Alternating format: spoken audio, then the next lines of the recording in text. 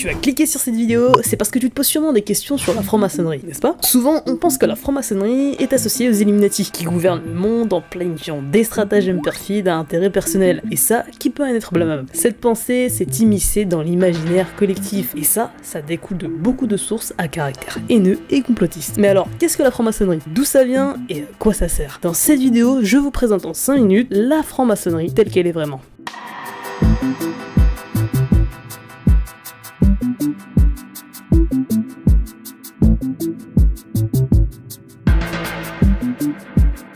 Quelles sont les origines de la franc-maçonnerie? Eh bien, elle trouve ses origines au début du XVIIIe siècle, en Grande-Bretagne, et ses racines remontent au guilde médiéval des maçons et des tailleurs de pierre. C'est ici que la première grande obéissance maçonnique, la Grande Loge de Londres, est fondée en 1717. Et vous allez me demander les raisons de sa création et qui sont ses fondateurs? Eh bien, sachez que d'une part, la franc-maçonnerie est créée pour promouvoir les idéaux de la raison, de la tolérance, de la fraternité et de la liberté, et que les fondateurs étaient des intellectuels, des philosophes et des hommes d'influence qui souhaitaient un espace où ils pouvaient discuter librement des sujets sociaux, politiques et spirituels. Parmi ces membres célèbres de l'histoire, il y a de nombreuses personnalités de l'histoire qui ont été membres de la franc-maçonnerie, notamment Benjamin Franklin, George Washington, Voltaire, Mozart ou encore Napoléon Bonaparte et Winston Churchill. Et généralement, ces membres célèbres sont souvent attirés par l'esprit de la fraternité, de la recherche, de la connaissance, ainsi que l'influence positive sur la société. C'est ainsi que naît l'objectif de la franc-maçonnerie, c'est-à-dire qu'elle vise à favoriser le développement moral et intellectuel de ses membres, et qu'elle encourage l'entraide, la philanthropie et la contribution à la société. Et il y a un point important à savoir, c'est que les francs-maçons utilisent des symboles, des rituels et des degrés initiatiques pour transmettre des enseignements moraux et spirituels. Et parce qu'on rentre pas dans la loge comme si on rentrait chez Mère Grand pour manger des crêpes et repartir le ventre plein. Non, ça se passe pas comme ça, puisque le processus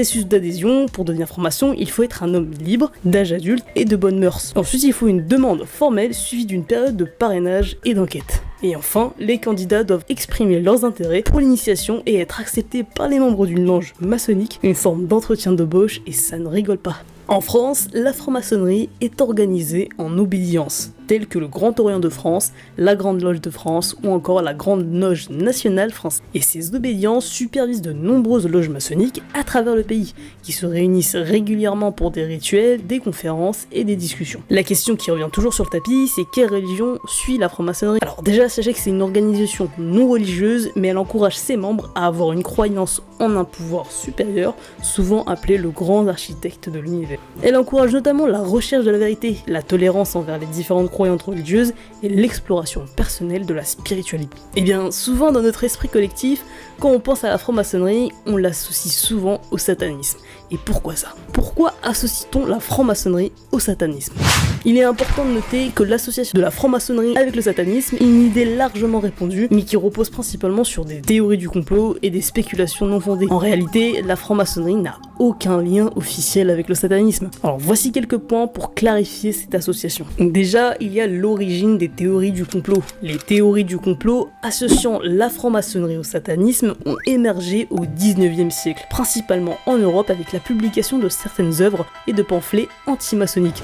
Ces idées se sont répandues et ont été amplifiées au fil du temps. Ensuite, il y a l'absence de preuves tangibles. Malgré les affirmations sensationnalistes, aucune preuve solide n'a été présentée pour soutenir l'idée que la franc-maçonnerie est liée au satanisme. Les allégations reposent souvent sur des déformations des rituels maçonniques, des malentendus ou des interprétations erronées de symboles maçonniques. Ensuite, il y a aussi les valeurs et les principes de la franc-maçonnerie. Ces principes sont incompatibles avec les croyances et les pratiques sataniques, qui impliquent généralement l'adoration de Satan ou la promotion du mal. Enfin, il y a la pluralité des croyances. La franc-maçonnerie est une organisation qui accueille des membres de différentes religions et croyances spirituelles. Elle encourage la tolérance envers les différentes convictions religieuses, mais elle ne favorise ni ne promue aucune religion spécifique, y compris le satanisme. Et à côté de ça, il existe des théories du complot antisémites, qui font des allégations infondées liant la franc-maçonnerie aux juifs. Cependant, il est crucial de comprendre que ces allégations sont fausses et n'ont aucune base factuelle. Les théories du complot antisémite associant la franc-maçonnerie aux juifs ont émergé à différents moments de l'histoire et reposent sur des stéréotypes et des préjugés profondément enracinés. Ces théories ont été utilisées pour propager la haine et l'antisémitisme. Il est important de les rejeter en tant que fausses et dangereuses idées. En tout cas, on arrive à la fin de cette vidéo, j'espère que ça t'aura plu.